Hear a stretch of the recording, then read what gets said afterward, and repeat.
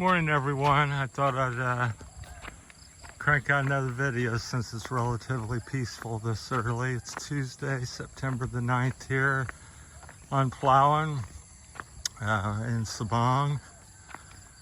I thought I'd take a moment and talk about my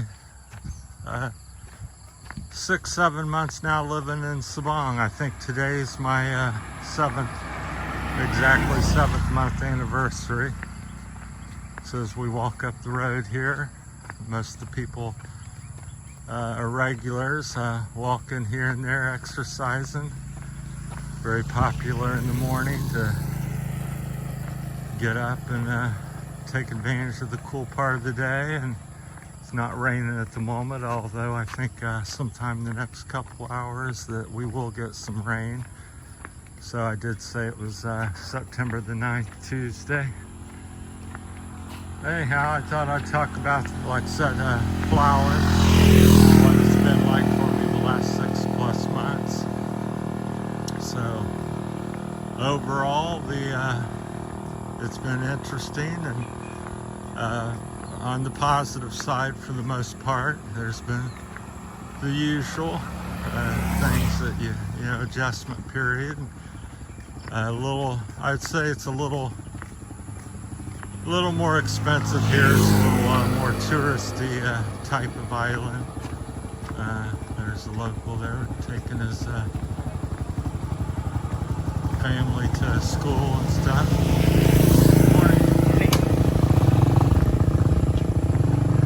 But I do think people are a touch more friendly here than a couple of the other islands I've been on. Guimaras, and I lived on Visayas for a little over a year and a half, 2 years. So, but generally speaking, the Philippine people are very hospitable, which is nice and very polite. I think they're a couple different things, you know. Being polite, I think, is the culture, and then hospitable is also the culture and just a way of life here. So I think they're a little bit different, though, I would classify. So slightly, at least I see it as such. But so that's positive. And you know, again, the thing I've noticed here also as well, they're much more used to foreigners generally throughout the island, because it's very touristy in many spots here. So they get a lot of expats from all over the world, especially here in Sabang, because of the underground river. So it's just everyday occurrence. They see a foreigner here, many foreigners. So during the busy season, there might be 200-300 a day or so coming from all kinds of other parts of the world. Just literally every country in the world that's you can think of, I've met here in the last 6-7 months. So that's interesting and a little bit different than some of the spots, because I started off in Brock-type Viho, Iloilo, which is a very small province, you know, not really near any big city. The Iloilo is about an hour away. So I think people are a little slightly nicer, just used to the foreigner, so you're more integrated, easier to integrate, I think, into that. And you're going to meet other expats like yourself. I've got 4 or 5 people I talk to periodically on an almost daily basis here. So 2 or 3 of them live here. I think maybe all of them do, as far as I know, or at least part-time.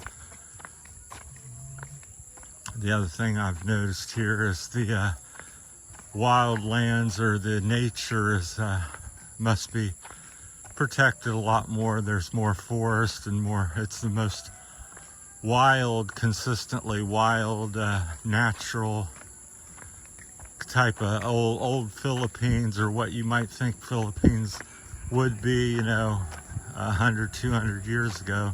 A lot of places are developed or lacking of trees. They've been cut down, and not much wildlife. But here, I mean, there's lizards, snakes, a few wild boar. I've not seen them, but I'm aware there's some. I have seen quite a few monitored, I think they're called monitored lizards here. So, and a lot of little snakes. I hear there's some bigger ones, but morning, hey. And yeah, and I think the dogs are even a little more socialized and tend to bark a little bit less at you as a foreigner or stranger, although they still bark and come at you from time to time. As soon as you say something, you run into it. But so that's saying, so like here where I'm at, here in Sabang, you have sites like that. Just breathtaking, big limestone cliffs, I believe. That's probably about a 600-800 foot one, I would guess. And then there's like a mountain that's twice that tall, or multiple times taller, right behind it. And jagged peaks, little points that look like little volcano vents or something of long, long ago, which I believe that they are. So somebody may argue, but from my limited knowledge, and I'm not sure what else would push up and make a perfect little cone like that out of nothing. This one's kind of like broken off, but there's several here. It just looks like a little, to me, I could see dinosaurs and you know, lava and smoke coming out of them, little, I call them little vent tubes. So that's why they're a little smaller than some of the bigger volcanoes. But of course they say I believe I don't think there's any volcanoes on Palawan, but I could be corrected. Like I said, I've only been here 6-7 months, and I'm a foreigner, and I haven't been very many places here. I come into Port-au-Prince and stayed there a couple days, and then eventually made my way to Sabang and come down the road and seen the ocean, seen the mountains. As soon as I seen the mountains, I go, oh, that's not, you know, I really like that.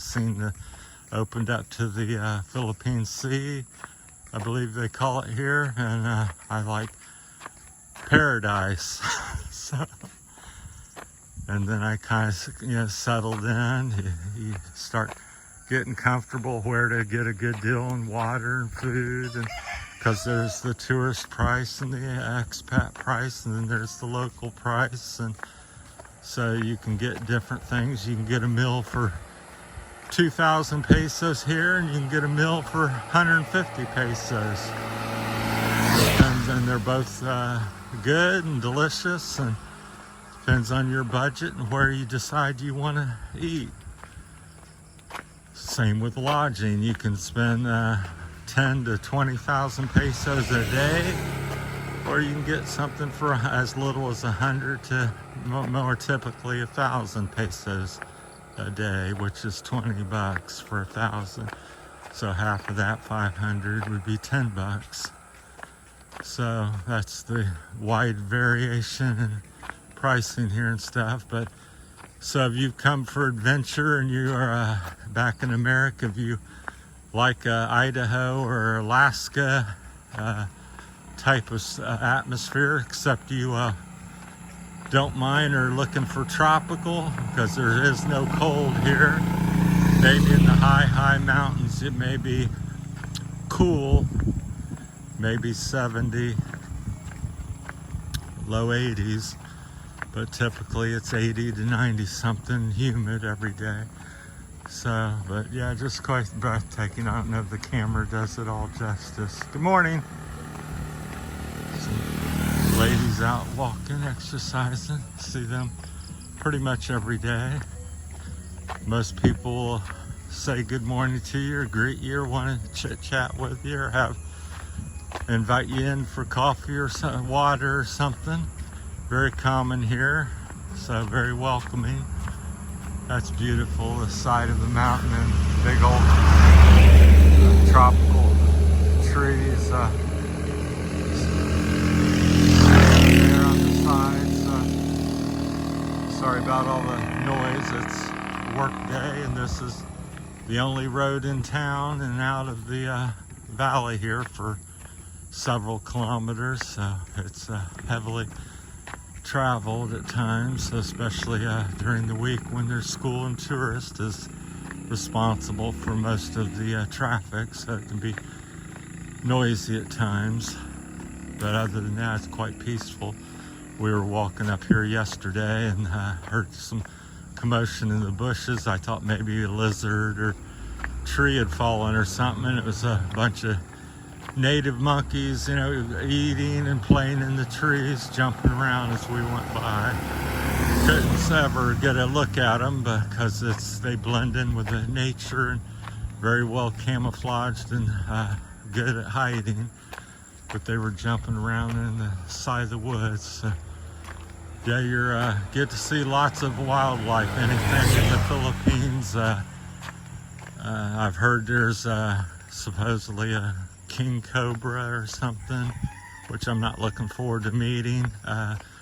Definitely lizards. I've personally seen half a dozen at least, about 3 to 5 feet long, the ones I've seen. So I've seen one scorpion. It was black and about 5 or 6 inches long, about as big as your hand and fingers combined. I was told, supposedly, or at least I thought, best I can recall, is that it wasn't like, couldn't kill you for the most part here in the Philippines. But I'm assuming it would still hurt you pretty good. So that was interesting because it did look quite ominous. The only other scorpion I've seen was in the movies, like the Dwayne Johnson, The Rock, and the Scorpion King. It kind of was that size or looking like that. Of course, we all have that fear and thought of scorpion is deadly and kill you. So, and they look very dangerous, at least to me. So that was kind of neat to see and hear that it probably wouldn't kill me. There's another shot to show you. I enjoy. That's why I come up here so much. Is one, it's you can walk a ways, because if you can imagine trying to walk through all this, it's difficult, and there's not a lot of trails or groomed trails. They don't really do things like back in America where they manicure and maintain a trail here. There's very few that I've found. There are usually little footpaths to people's houses or up to certain things in the mountains, and you have such a rapid growth here. If in 3 months or 6 months it looks like it's grown for a year or two in America. So they're trimming that grass down, and a month and a half, 2-3 months, there's trees and bushes, and so they've just chopped, I think, all this couple weeks ago. It's like growth you get in May in America. So I would say if you're looking for adventure and you're wanting one of the most scenic islands and nature, wildlife, old growth trees up here. I don't know if we'll get to it in time, but watch some of my other videos. There's a tree called the Daho tree. It will, at maturity, it usually has a base on it where the trunk goes out, the root system into the ground. They're typically 15 feet would be small, 25, 30 feet potentially. So there's one up here just up ahead. Try to get to it before the video ends, and it's like, I would guesstimate 21 feet or something. Then there's another one up at the next resort up on the left, the Kahoyahan or something, however you say it. I think it's 28, 30 feet. Even bigger, so I discovered that. A friend of mine took me back there, says, you want to see their little park or something, nature place? I said, sure. And they had one even bigger. Here, I'll show it to you real quick since we got a minute to spare. So this is called a Daho tree. And this one goes from here. I can't even capture it. I gotta get back. It quickly slims out. It's not very, maybe 5 or 6 feet across up there. But right here at the base where the roots go into the ground, it's 20 some feet about. So just huge. It's like a wall or a giant's foot or something. So quite interesting. So for the most part, I would give Palawan 2 thumbs up. And I think if you're looking for true adventure and you want one island that, and you love nature, wildlife, ruggedness, it's Palawan. So you want a motorcycle tour, backpack tour, boat, islands, you go up, of course, El Nido and Coron, very famous. You lost your hat. This hat blew off or fell off the motorbike. So that's my kind of 6-month review on Palawan. I like it. All the usual things that maybe you might not like so much, all the dogs and roosters and karaoke and that type of stuff continue. Although it doesn't overly bother me that much, them type of things. It's the Philippines, and I've been here 3 years, so that's my time. Thanks for listening. There's a shot of the big mountains in the background behind some of the trees there. That's it. Thanks for watching, everybody. That's my topic on Palawan. Thanks for watching.